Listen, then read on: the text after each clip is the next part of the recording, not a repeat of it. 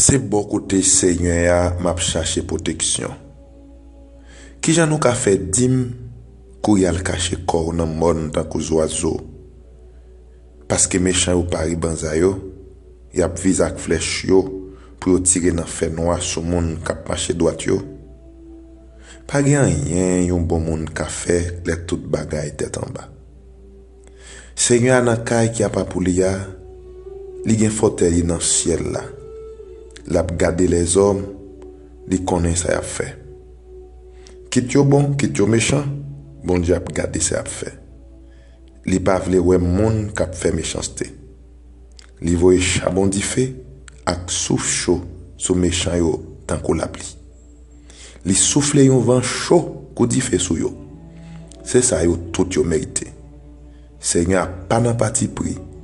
Li remet les moun fait bagay qui bien. Moun qui marche droit yo va paraître devant. Amen.